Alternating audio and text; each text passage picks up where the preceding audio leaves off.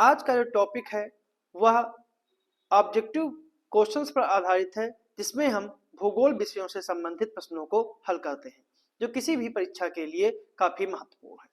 तो पहला हमारा प्रश्न है कि एक सौर कलंक चक्र की प्रक्रिया लगभग कितने वर्षों में पूरी होती है। ऑप्शन है 10 वर्ष, 11 वर्ष, 12 वर्ष या फिर 13 वर्ष कि सौर कलंक चक्र की प्रक्रिया लगभग कितने वर्षों में पूरी होती है। ये आपको आंसर इसका बताना है। इसका सही जो आंसर है वो आपका है बी ऑप्शन। बी ऑप्शन इसका सही आंसर है कि लगभग 11 वर्षों में पूरी होती है। सूर्य में जहां सौर ज्वाला निकलती है वहां काले धब्बे दिखाई देते हैं, जो सूर्य के अपेक्षाकृत ठंडे होते हैं और इन्हीं को सौर कलंक कहते हैं। इनके बनने और बिगड़ने की प्रक्रिया जो है वो 11 वर्षों में पूरी होती है।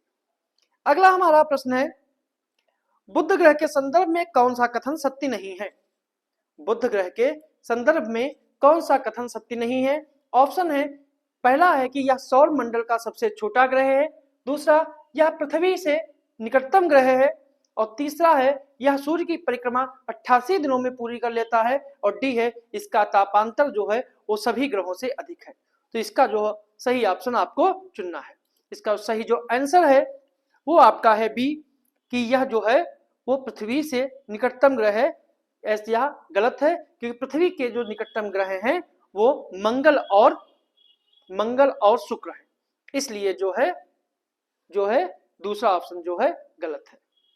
अगला प्रश्न है प्रश्न नंबर 3, निम्नलिखित कथनों पर विचार करिए कि पहला कथन जो है वो है उपसौर की स्थिति जो है 3 जनवरी को होती है। दूसरा कथन है इसमें पृथ्वी सूर्य से निकटतम स्थिति पर होती है।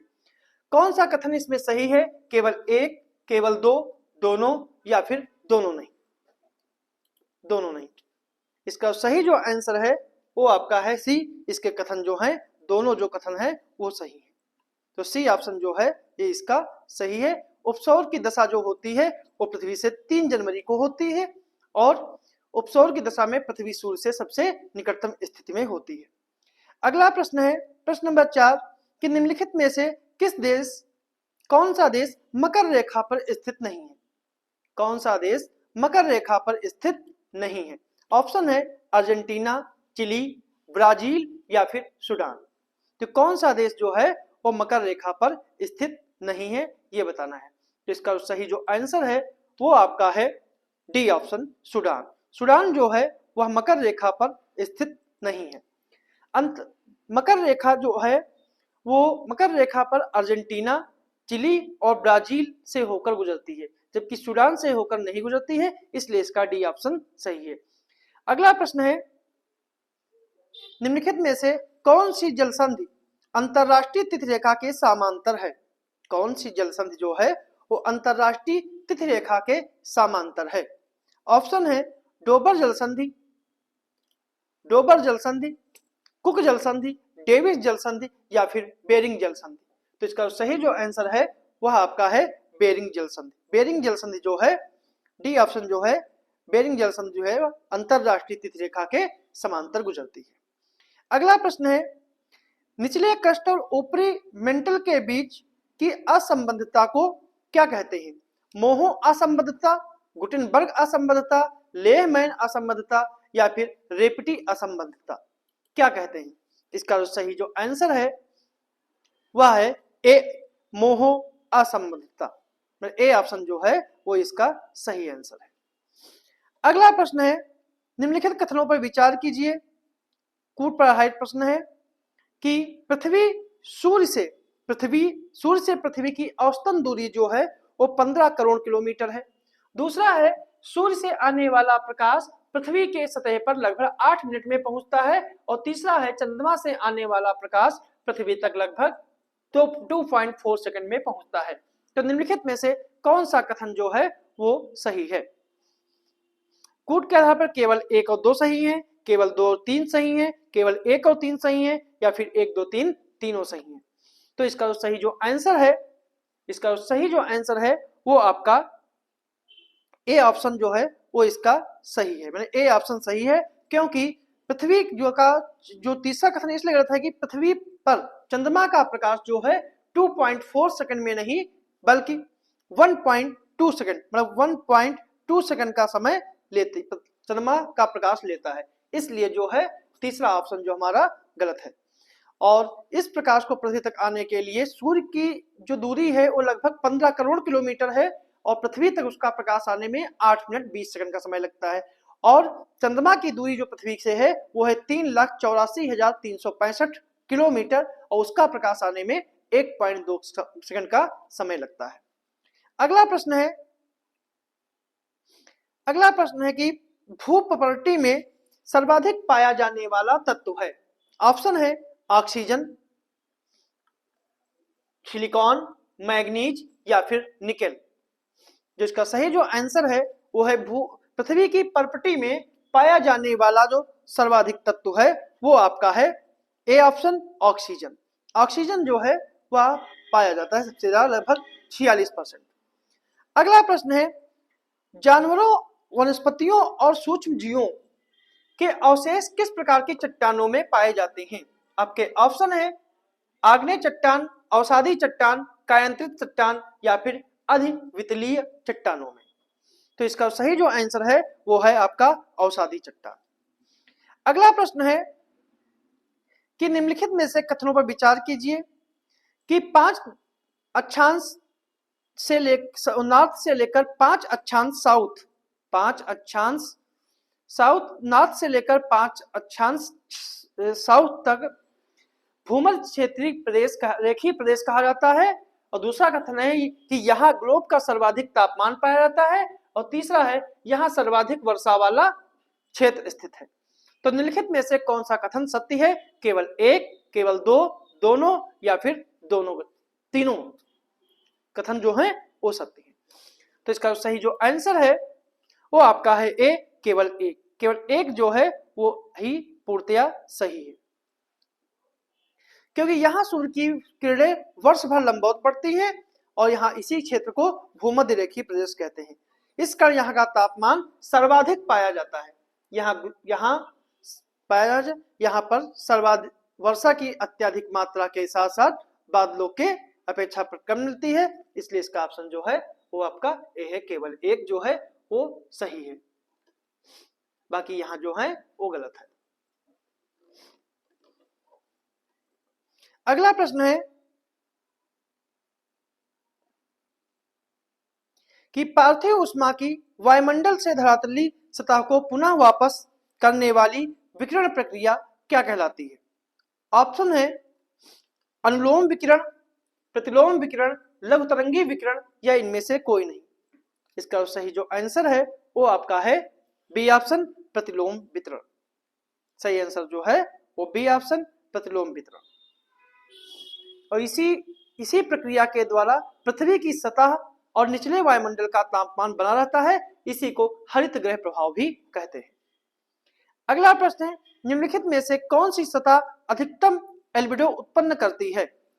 वन आच्छादित सतह, मेघ आच्छादित मरुस्थल या फिर हिम आच्छादित सतह। Question number 12। इसका जो सही जो आंसर है वो आपका है हिम आच्छादित सतह,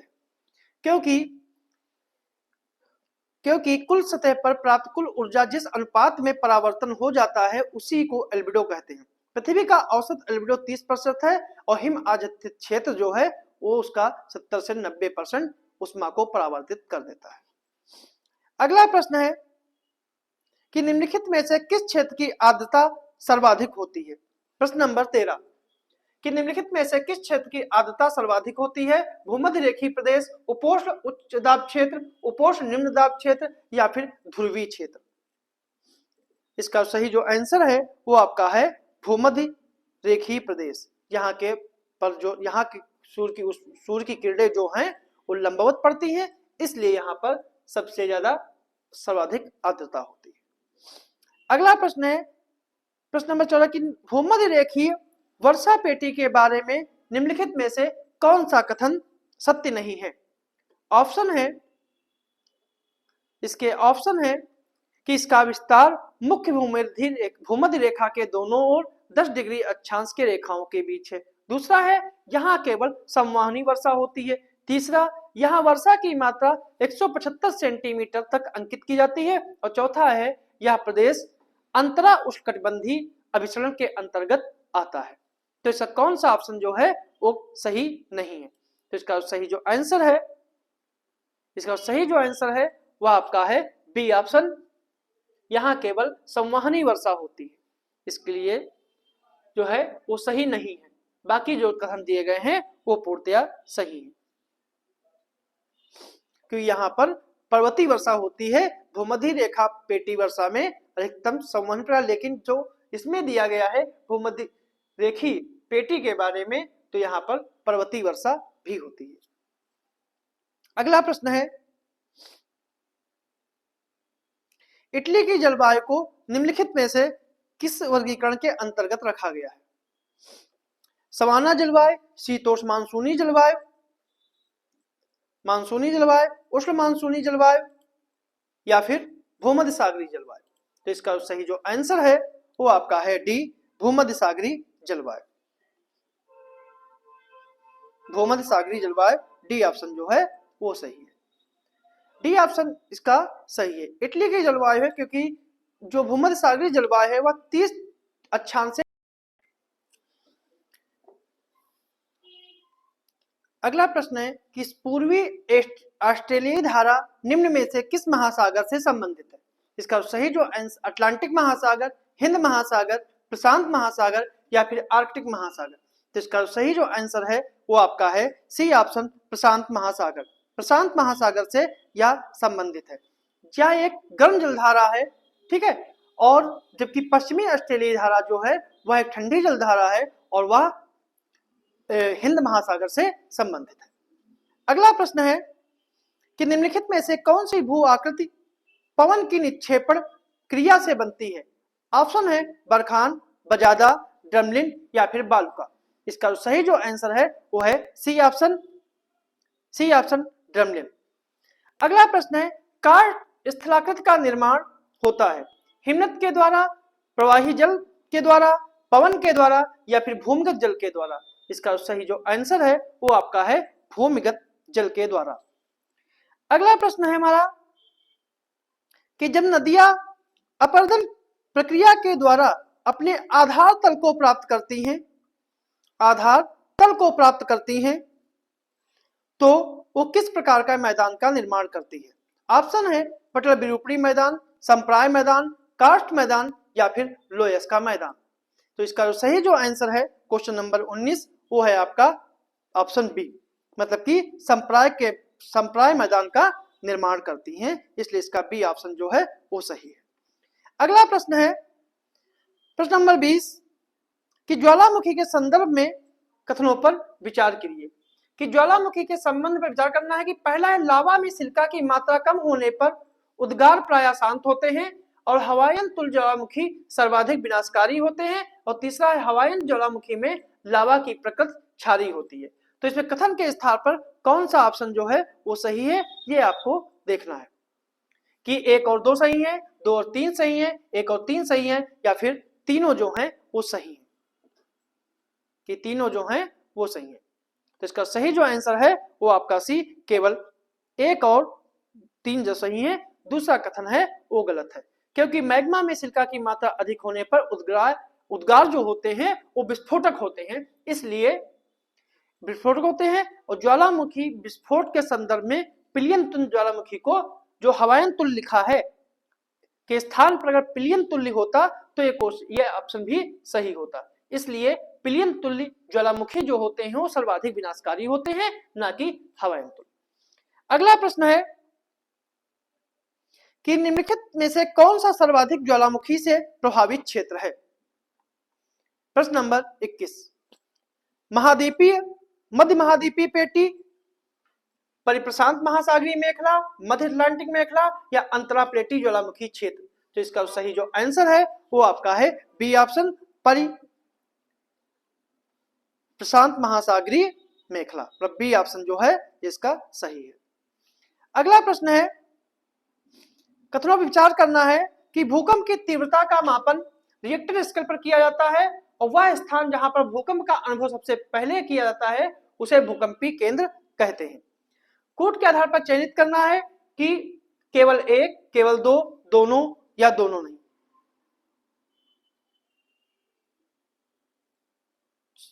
दोनों नहीं। प्रश्न नंबर 23। प्रश्न नंबर 23 तो इसका जो सही आंसर है वो आपका है सी, दोनों कथन जो हैं वो पूर्णतया सही। अगला प्रश्न है जो छूट गया था, प्रश्न नंबर 22 कि भूकंप आने से पूर्व निम्नलिखित में से किस गैस की मात्रा में वृद्धि हो जाती है? हीलियम, रेडॉन, जेनॉन या फिर क्रिप्टॉन। तो इसका सही जो आंसर है वो आपका है रेडॉन, कि जब भी भूकंप आने वाला होता है तो वायुमंडल में रेडॉन की मात्रा बढ़ जाती है। अगला प्रश्न है प्रश्न नंबर 24 कि निम्नलिखित में से विचार कीजिए कि सुनामी मूल रूप से ज्वारीय तरंगे होती हैं और सुनामी शब्द जापानी भाषा का शब्द है। प्रश्न नंबर 24 केवल एक सही है, केवल दो सही है, दोनों सही है या दोनों कथन गलत है? क्वेश्चन नंबर 24 इसका सही जो आंसर है वो आपका है बी। बी ऑप्शन जो है वो इसका सही आंसर है। केवल दूसरा है कि सुनामी जो है वो ज्वारीय तरंगों से इनका कोई संबंध नहीं होता है, ज्वारीय तरंगों से इनका कोई संबंध नहीं है। जब लंबी और कम कंपन वाली समुद्री लहरें होती हैं उन्हीं से सुनामी उत्पन्न होती है। अगला प्रश्न है निम्नलिखित में से कौन सी उष्ण महासागरीय जलधारा है? क्यूराइल, कनारी, लैब्राडोर या फिर गल्फ स्ट्रीम। तो इसका जो सही आंसर है वो आपका है 25 का जो है वो डी ऑप्शन सही है, क्योंकि गल्फ स्ट्रीम एक उष्ण महासागरीय जलधारा है, इसे यूरोप का कंबल कहते हैं। गल्फ स्ट्रीम अटलांटिक महासागर में बहती है और बाकी जो सभी हैं वो सभी ठंडी जलधाराएं हैं। अगला प्रश्न है जानवरों, वनस्पतियों और सूक्ष्म जीवों के अवशेष किस प्रकार की चट्टानों में पाए जाते हैं? ऑप्शन है अग्नि चट्टानों में, अवसादी चट्टानों में, कांतित चट्टानों में या अधिवितलीय चट्टानों में। क्वेश्चन नंबर 26 इसका सही आंसर है वो आपका है बी, अवसादी चट्टानों में। बी ऑप्शन जो है इसका सही है। अगला प्रश्न है प्रवालों की समुचित विकास के लिए कितना तापमान होना आवश्यक है? 10 से 15 सेंटीग्रेड, 15 से 20 सेंटीग्रेड, 20 से 25 सेंटीग्रेड या 25 से 30 सेंटीग्रेड। इसका सही जो आंसर है वो आपका है 25 से 30 सेंटीग्रेड। मतलब इसका अब सही ऑप्शन है वो आपका डी ऑप्शन सही है, 25 से 30 सेंटीग्रेड, क्योंकि इनका निर्माण मूंगा नामक समुद्री जीवों के अस्थिपंजर से होता है। प्रवाल भित्ति चूना प्रधान चट्टानें होती हैं, इनका निर्माण जो है मूंगा नामक समुद्री जीवों के माध्यम से होता है। अगला प्रश्न है विषुवत रेखा से ध्रुवों की तरफ बढ़ने से महासागरीय जल के औसत तापमान में वृद्धि होती है, कमी होती है या फिर पहले वृद्धि होती है फिर कमी होती है या पहले कमी होती है या फिर वृद्धि होती है? प्रश्न नंबर 28 इसका सही जो आंसर है वो है आपका बी ऑप्शन, पहले कमी होती है। ठीक है, विषुवत रेखा पर सूर्य वर्ष भर लंबवत चमकता है, जबकि ध्रुवों पर बढ़ने की तरफ से सूर्य की किरणों में तिरछापन आता है और जिस कारण विषुवत रेखा से ध्रुवों की तरफ जाने पर समुद्र जल के तापमान में धीरे धीरे कमी आती रहती है। अगला प्रश्न है निम्नलिखित में से कौन सी सर्वाधिक ऊंचाई पर पाए जाने वाले मेघ हैं? ऑप्शन है पच्छाव स्तरी, पच्छाव मेघ, उच्च स्तरी या उच्च कपासी मेघ। इसका सही जो आंसर है वो आपका है बी, पच्छाव मेघ। पच्छाव मेघ जो होता है, ठीक है, पच्छाव मेघ जो है वो सबसे ऊपर पाए जाते हैं। अगला प्रश्न है उत्तरी गोलार्ध में ध्रुवीय पवनों की दिशा होती है उत्तर से पूर्व, दक्षिण पूर्व, उत्तर पूर्व से दक्षिण पूर्व, दक्षिण पूर्व से उत्तर पश्चिम, दक्षिणी पूर्व से उत्तर पूर्व या उत्तर पूर्व से दक्षिण पश्चिम। प्रश्न नंबर 30 इसका जो सही आंसर है वह आपका है डी ऑप्शन। डी ऑप्शन इसका जो है वो सही है, क्योंकि उत्तरी गोलार्ध में ध्रुवीय पवनों की दिशा उत्तर पूर्व से दक्षिण पश्चिम की ओर होती है। ऐसा कोरियालिस बल के प्रभाव के कारण होता है। इन पवनों का तापमान बहुत कम होता है, जिसके कारण की जलवाष्प धारण करने की क्षमता बहुत अधिक होती है। अगला प्रश्न है निम्नलिखित कथनों पर विचार कीजिए कि महासागरीय जल की सतह का तापमान औसत दैनिक तापांतर 10 सेंटीग्रेड या इससे कम होता है। और दूसरा कथन है सागरीय जल का उच्चतम वार्षिक तापमान जून में तथा न्यूनतम तापमान दिसंबर माह में अंकित किया जाता है। और निम्नलिखित में से कौन सा कथन जो है वो सत्य है? केवल एक, केवल दो, दोनों या फिर दोनों नहीं। प्रश्न नंबर 31, तो इसका जो सही आंसर है वो आपका है ए ऑप्शन, केवल एक। क्योंकि वार्षिक तापमान जो तापांतर है वो 1 सेंटीग्रेड से कम होता है, 1 सेंटीग्रेड से कम, इससे या कम होता है, और महासागरीय जल की सतह का औसत दैनिक तापांतर 10 सेंटीग्रेड, सॉरी 1 सेंटीग्रेड या इससे कम होता है। ठीक है, तो पहला कथन सही है। दूसरा जो है, इसका तापांतर जो है वो जून माह में अधिकतम तापमान जो है वो जून में नहीं बल्कि अगस्त में किया जाता है, और न्यूनतम तापमान जो है वो फरवरी में किया जाता है। अगला प्रश्न है, हिंद महासागर की औसत लवणता किस महासागर की औसत लवणता सर्वाधिक है? हिंद महासागर, प्रशांत महासागर, आर्कटिक महासागर या फिर अटलांटिक महासागर? प्रश्न नंबर 32, तो इसका सही आंसर है डी ऑप्शन, अटलांटिक महासागर। अटलांटिक महासागर की लवणता जो है वो सबसे सर्वाधिक है। अगला प्रश्न है, महासागरीय लवणता के संदर्भ में आपके कथनों पर विचार करना है। पहला है, महासागरीय सागरीय लवणता का मुख्य स्रोत पृथ्वी है। जिस स्थान जगह पर तापमान अधिक होता है और वाष्पीकरण अधिक होता है वहां लवणता भी अधिक होगी, और नदियों के मुहाने वाले भाग में लवणता कम पाई जाती है। तो निम्नलिखित कथनों पर कौन सा कथन सही विकल्प सही है? केवल 1 2, केवल 2 3, केवल 2 या फिर 1 2 3? तो इसका सही जो आंसर है वो है कि इसके तीनों कथन जो है वो पूर्णतया सही है, और तीनों कथन जो है वो पूर्णतया सही है। अगला प्रश्न है, सूर्य की बाहरी सतह से निकलने वाली ऊर्जा को क्या कहते हैं? प्रोटॉन, न्यूट्रॉन, फोटॉन या उपयुक्त में से कोई नहीं? इसका जो सही आंसर है, सूर्य की बाहरी सतह से निकलने वाली ऊर्जा को फोटॉन कहते हैं, और सी ऑप्शन जो है इसका सही है। अगला प्रश्न है, महासागरीय जल का वह सीमा क्षेत्र जहां तापमान में तीव्र गिरावट आती है। ऑप्शन है हाइपोलाइन, जीरो लाइन, थर्मोक्लाइन या फिर उपयुक्त सभी। क्वेश्चन नंबर 35, तो इसका सही जो आंसर है वो है थर्मोक्लाइन। सी ऑप्शन जो है वो इसका सही है। थर्मोक्लाइन महासागरीय जल की वह सीमा है जहां तापमान में गिरावट आती है। इसी को ही ताप प्रवणता कहते हैं, और इसे दूसरी परतें कहते हैं जो पहली परत के नीचे पाई जाती है। इसके गहराई के बढ़ने के साथ ही तापमान में तेजी से गिरावट आती है। अगला प्रश्न है, पृथ्वी के पृष्ठ पर प्राप्त होने वाली ऊर्जा का अधिकतम अंश किस रूप में पाया जाता है? किस अंश के रूप में पाया जाता है? Question number 36।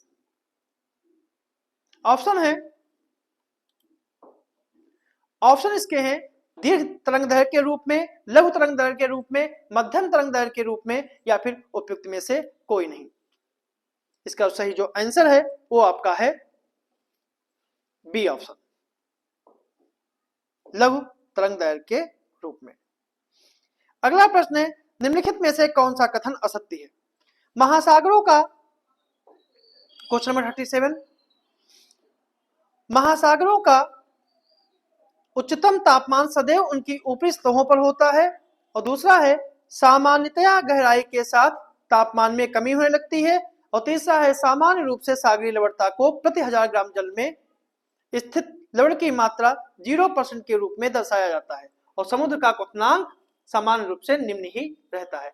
तो निम्नलिखित में से कौन सा कथन जो है वो सत्य नहीं है? इसका सही जो आंसर है वो आपका डी है। जो डी ऑप्शन जो है वो पूर्णतः असत्य है। डी ऑप्शन जो है वो गलत है। ठीक है। अगला प्रश्न है, ग्लोब पर वायुदाब की कुल कितनी पेटियां पाई जाती हैं? 4, 5, 6 या फिर 7? Question number 38। इसका सही जो आंसर है, ग्लोब पर जो है वो कुल मिला के 7 पेटियां पाई जाती हैं। मतलब डी ऑप्शन जो है इसका सही है। अगला प्रश्न है, प्रश्न नंबर 39, कि फेरल ने हवाओं के दिशा संबंधी अपने मत का प्रतिपादन कॉरियोलिस बल के आधार पर किया था।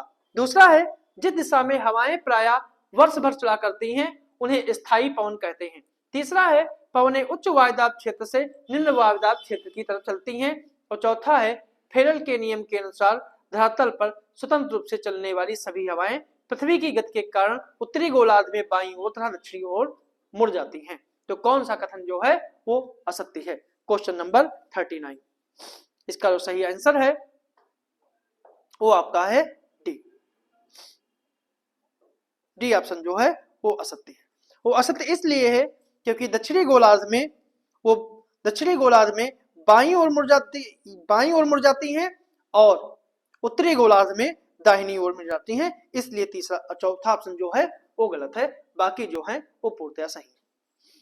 अगला प्रश्न है प्रश्न नंबर 40 कि किन हवाओं के कारण तटीय भागों को जलवायु पर समकारी प्रभाव होता है? ऑप्शन है स्थलीय समीर, सागरीय समीर, पर्वतीय पवनें या उपयुक्त में से कोई नहीं। Question number 40। तो इसका सही जो आंसर है वो आपका है ए ऑप्शन। ए ऑप्शन इसका जो है वो पूर्णतया सही है। अगला प्रश्न है कौन सा सुमेलित नहीं है?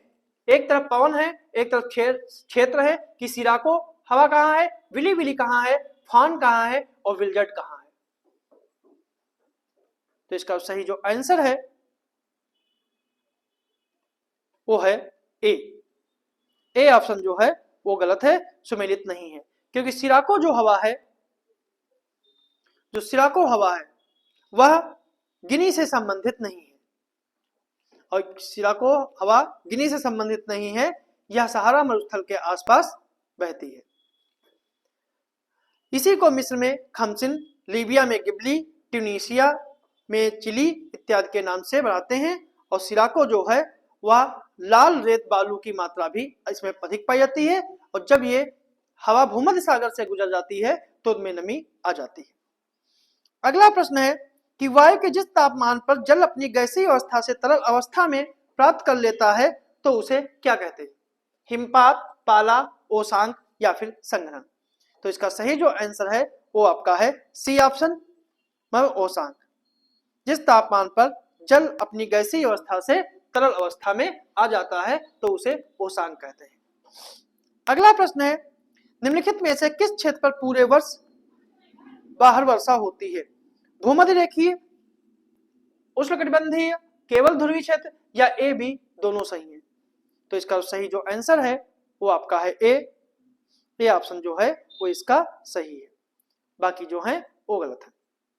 अगला प्रश्न है किस प्रकार के मेघ के कारण आकाश दुधिया रंग दिखाई पड़ता है? पच्छाव मेघ, पच्छाव कपासी मेघ, पच्छाव स्तरीय मेघ या फिर वर्षा स्तरीय मेघ? तो इसका जो सही आंसर है वो है सी ऑप्शन, पच्छाव। इसका जो सही आंसर है वो आपका है पच्छाव स्तरीय मेघ, मतलब सी ऑप्शन इसका जो है वो सही है। अगला प्रश्न है कर्क और मकर रेखा के मध्य उत्पन्न चक्रवातों को किस नाम से जाना जाता है? ऑप्शन है उष्णकटिबंधीय चक्रवात, शीतोष्ण चक्रवात, शीत वाताग या फिर उपयुक्त सभी। Question number 45। इसका सही जो आंसर है वो है उष्णकटिबंधीय चक्रवात। ए ऑप्शन जो है वो इसका सही है। अगला प्रश्न है रूर प्रदेश किस खनिज के खनन के लिए प्रसिद्ध है? किस देश के किस खनिज के लिए प्रसिद्ध है? ऑप्शन है कोयला, लोहा, तांबा और अभ्र। तो इसका सही जो आंसर है वो है आपका कोयला। तो रूर प्रदेश जो है वो कोयले के लिए प्रसिद्ध है। और रूर कहाँ है? रूर जो है वो जर्मनी में है। रूर जो है जर्मनी में है। और रूर एक प्रकार की नदी है और इसी नदी घाटी में जो खनन होता है वो कोयले के लिए होता है।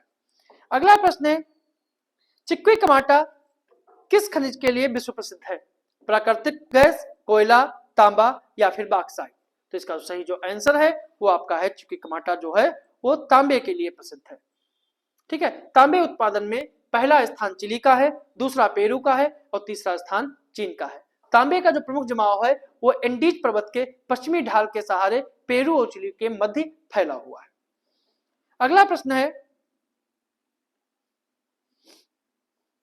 यूक्रेन का क्रिवाय रॉक और ब्राजील का मिनास जिरान्स प्रांत किसके उत्पादन के लिए जाना जाता है? इसका सही जो आंसर है ऑप्शन है लौह अयस्क, पोत निर्माण, यूरेनियम या फिर डेयरी उत्पाद। तो इसका सही जो आंसर है वो आपका है ए ऑप्शन, लौह अयस्क के लिए, और ए ऑप्शन जो है इसका सही है। अगला प्रश्न है, किस नदी मार्ग को यूरोप व्यापार की जीवन रेखा के नाम से जानते हैं? ऑप्शन है डेन्यूब नदी, पो नदी, वोल्गा नदी या फिर राइन नदी।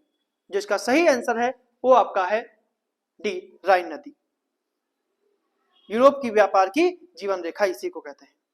अगला प्रश्न है क्वेश्चन नंबर 50 कि विश्व में रेल मार्गों का सर्वाधिक घनत्व किस देश में, किस क्षेत्र में पाया जाता है? पश्चिमी यूरोप, उत्तरी अमेरिका, दक्षिणी एशिया या फिर दक्षिण अमेरिका? कूट के आधार पर चयनित करना है, केवल 1, 2, 1 और 3, केवल 3 या फिर 3 और 4। क्वेश्चन नंबर 50, इसका जो सही आंसर है वो आपका है ए ऑप्शन, 1 और 2। अगला प्रश्न है कि किर्गिज जनजाति मुख्य रूप से किस क्षेत्र में पाई जाती है? ऑप्शन है यूक्रेन, किर्गिस्तान, अफगानिस्तान या फिर ईरान। जिसका सही जो आंसर है वो आपका है बी ऑप्शन, किर्गिस्तान। किर्गिज जनजाति जो है वो किर्गिस्तान में पाई जाती है। पामीर पठार और ध्यान श्यान पर्वतमाला के क्षेत्र में किर्गिज जनजाति निवास करती है, और किर्गिज जनजाति जो है वो मंगोल प्रजाति के होते हैं। इनके गहों को युर्ट कहते हैं। जो किर्गिज होते हैं उनके जो घर होते हैं उनको युर्ट के नाम से जानते हैं, और एक घोड़े और ऊंट को परिवहन के रूप में प्रयोग करते हैं। अगला प्रश्न है कि कालाहारी मरुस्थल क्षेत्र में पाई जाने वाली मुख्य जनजाति कौन सी है? मसाई, माओरी, बुशमैन या फिर पिग्मी? इसका जो सही आंसर है वो आपका है सी ऑप्शन, बुशमैन। बुशमैन जनजाति कालाहारी मरुस्थल जो बोत्सवाना और नामीबिया में मुख्य रूप से पाई जाती है, और बुशमैन लोगों का मुख्य व्यवसाय आखेट और जंगली वनस्पतियों को इकट्ठा करना है। दीमक को बुशमैन का चावल भी कहते हैं। और मसाई जनजाति जो है, मसाई जनजाति जो है वो पूर्वी अफ्रीका के कीनिया और तंजानिया, टंगानिका और पूर्वी युगांडा के पठारी प्रदेश में रहते हैं। जबकि माओरी जनजाति जो है वो न्यूजीलैंड की है, और पिग्मी जनजाति जो है वो कांगो गणराज्य, कांगो, गैबोन और युगांडा क्षेत्रों में निवास करती है। अगला प्रश्न है, जापान का मैनचेस्टर की उपमा किसे दी गई है? क्योटो, ओसाका, नगोया या फिर याकोहामा? तो इसका जो सही आंसर है वो है ओसाका। जापान का मैनचेस्टर ओसाका को कहा जाता है। अगला प्रश्न है, किस शहर को विश्व इस्पात की राजधानी कहते हैं? ऑप्शन है डेट्रॉयट, टोक्यो, मॉन्ट्रियल या फिर पिट्सबर्ग। क्वेश्चन नंबर 54, तो इसका सही जो आंसर है वो आपका है पिट्सबर्ग। अगला प्रश्न है, लौह इस्पात के लिए विश्व के प्रसिद्ध लॉरेंस क्षेत्र किस देश में स्थित है? फ्रांस, जर्मनी, संयुक्त राज्य अमेरिका या फिर कनाडा?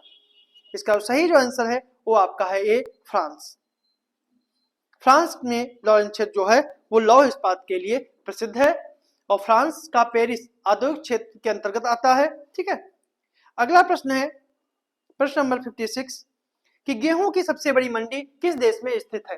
चीन, भारत, फ्रांस या फिर संयुक्त राज्य अमेरिका?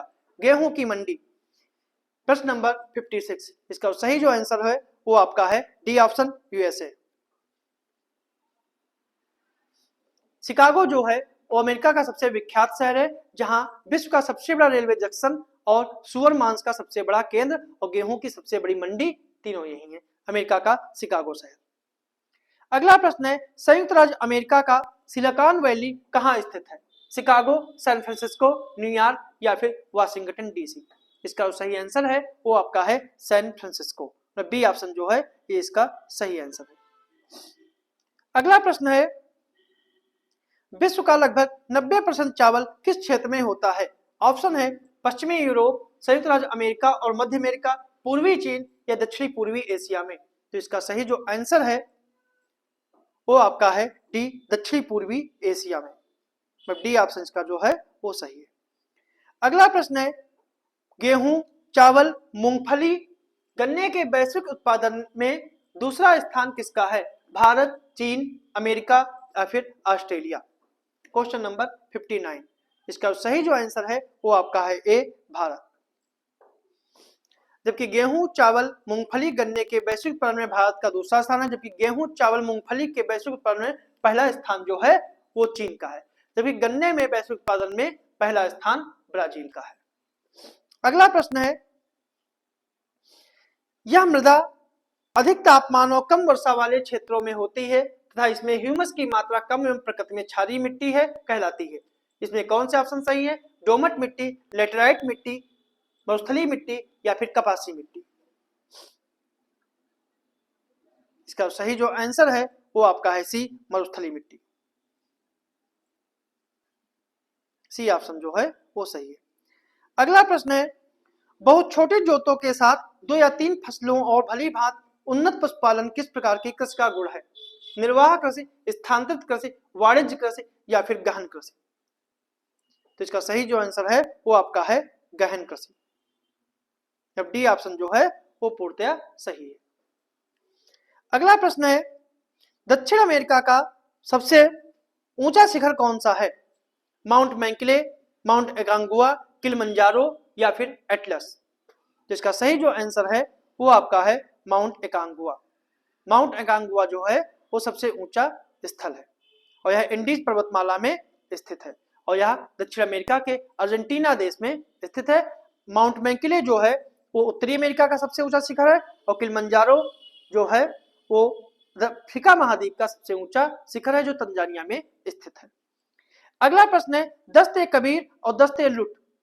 दस्ते कबीर और दस्ते लुट जो हैं वो किस महाद्वीप में स्थित है, सॉरी किस देश में स्थित है? ऑप्शन है ईरान, इराक, सऊदी अरब या फिर पाकिस्तान। इसका सही जो आंसर है वो आपका है ए ऑप्शन, ईरान में स्थित है। दस्ते कबीर और दस्ते लुट नामक मरुस्थल ईरान में स्थित है।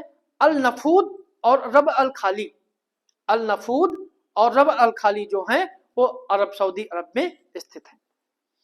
अगला प्रश्न है प्रश्न नंबर 64, निम्न में से कौन सा देश लाल सागर से सीमा नहीं बनाता है?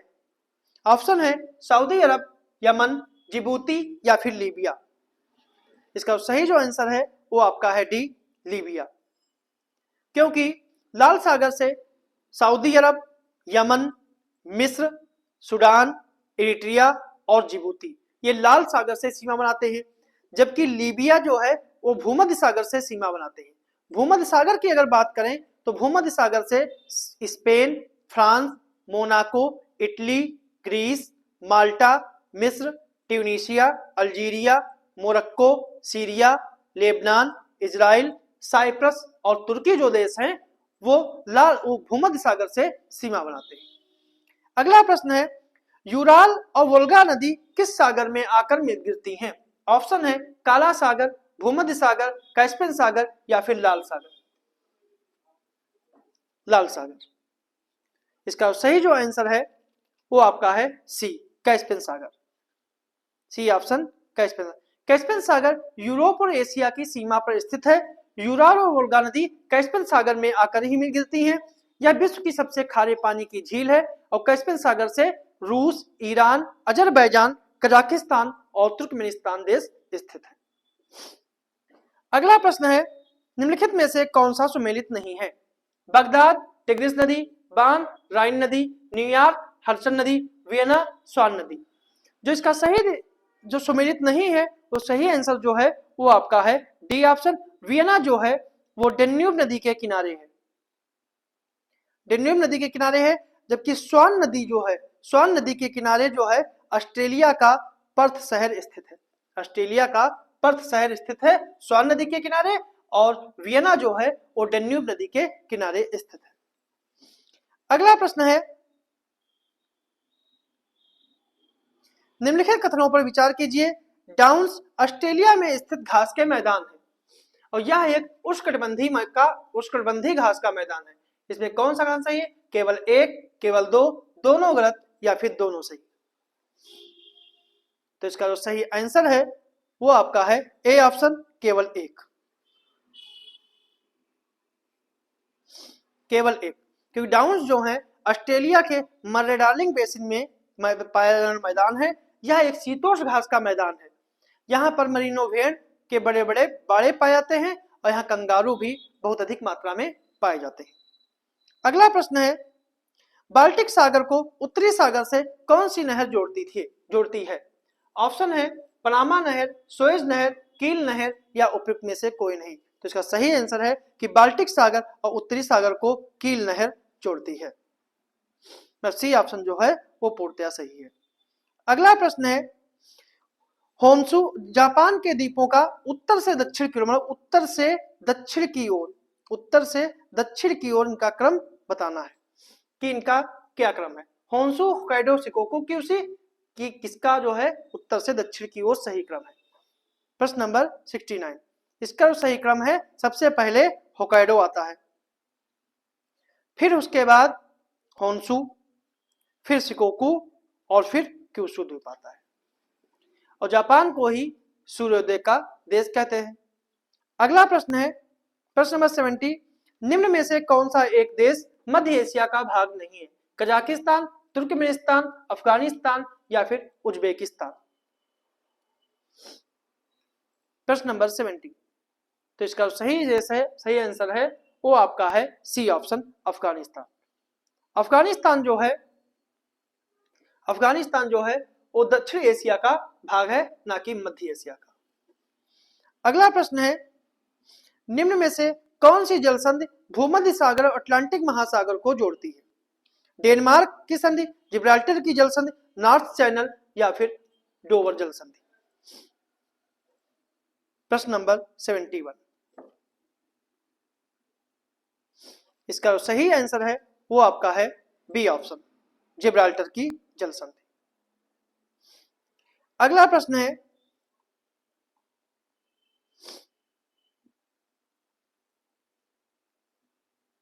कांगो नदी कौन सी रेखा को 2 बार काटती है? ऑप्शन है मकर रेखा, विषुवत रेखा, कर्क रेखा या विषुवत और कर्क दोनों। इसका सही जो आंसर है वह है विषुवत रेखा, मतलब बी ऑप्शन जो है वो इसका सही आंसर है। अगला प्रश्न है, रेड इंडियन, एस्किमो, इन्यूट और अल्टूस आदि किस महाद्वीप के मूल निवासी हैं? ऑप्शन है उत्तरी अमेरिका, एशिया, अफ्रीका या फिर ऑस्ट्रेलिया। ऑस्ट्रेलिया। तो इसका सही जो आंसर है वो आपका है ए ऑप्शन, उत्तरी अमेरिका। अगला प्रश्न है, दक्षिण अमेरिका के स्थलबंध देश कौन से हैं? बोल्विया और उरुग्वे और पराग्वे, बोल्विया और पराग्वे, बोल्विया या गुयाना। क्वेश्चन नंबर 74, इसका सही जो आंसर है वो आपका है सी ऑप्शन, बोल्विया और पराग्वे। दक्षिण अमेरिका का अधिकांश भाग जो है दक्षिणी गोलार्ध में पाया जाता है। मकर रेखा इसके मध्य से और विषुवत रेखा अमेजन बेसिन से होकर गुजरती है। आज का आखिरी प्रश्न है कि किम्बरले पठार कहाँ स्थित है? ऑस्ट्रेलिया, अफ्रीका, यूरोप या फिर दक्षिण अमेरिका। क्वेश्चन नंबर 75, इसका सही आंसर है ए ऑप्शन, ऑस्ट्रेलिया। किम्बरले पठार उत्तर पश्चिमी ऑस्ट्रेलिया में स्थित है, जबकि किम्बरले की खान किम्बरले का पठार जो है ऑस्ट्रेलिया में स्थित है और किम्बरले की खान जो है वो ऑस्ट्रेलिया दक्षिण अफ्रीका देश में स्थित है, जो हीरे के लिए प्रसिद्ध है। तो ये थे हमारे आज के प्रश्न।